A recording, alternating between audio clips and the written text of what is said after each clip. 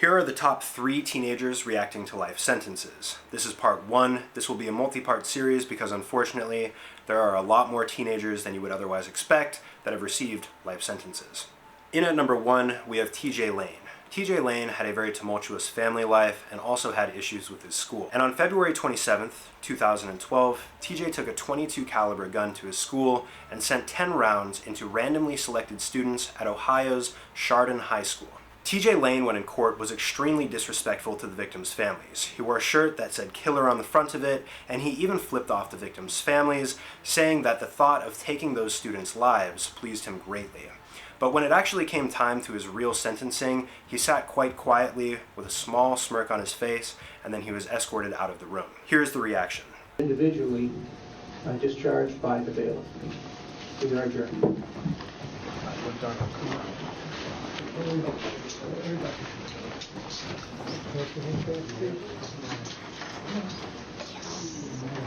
In at number 2, we have Shondell Jackson.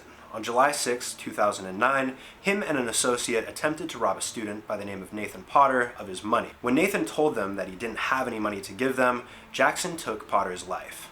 While in court, Shondell repeatedly directed profanity at Potter's family, as well as smiled at them when he left during his first court seeing. His reaction to receiving a life sentence was even more intense. He got up, and it took several officers to hold him down and restrain him while pepper spraying him in order to subdue him. Here's that footage.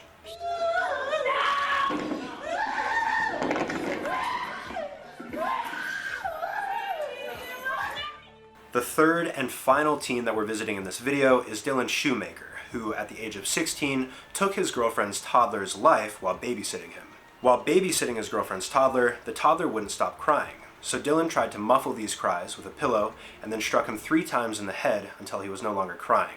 However, at this point, the toddler was also no longer alive. In court, Dylan seemed apologetic. He was crying and swearing that he did not have the intention, saying that he would even give his life for the toddler. Here is Dylan's initial reaction.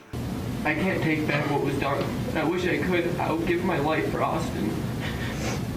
I loved him a lot. Austin Smith was completely defenseless. That's a given. But there were other dynamics at work there, including my client's inability to either control his anger or frustration and his inexperience in babysitting. Based on his short life now, what is to say he won't do this again? What was later revealed, though, is that in a phone call between Dylan and his mother, Dylan was saying that all he would have to do in court was cry and the jury would feel sorry for him. He might have assumed that this would result in a lesser sentencing. This obviously didn't work, though, and the judge brought it up during this court seeing.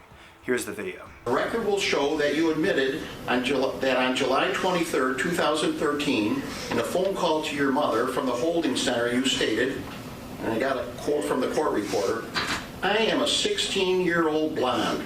Probably all I have to do is cry in front of the jury, and they're going to feel sorry for me," end quote. Truly disturbing stuff. If you guys made it to the end of this video, make sure you drop a comment down below letting me know what you want to see next. Also drop a like if you enjoyed the video. If you guys want to subscribe, that would be greatly appreciated, and turn on post notifications so you guys never miss a video. Part 2 will be dropping in a few days, so stay tuned, and I will see you guys in the next video. Peace out.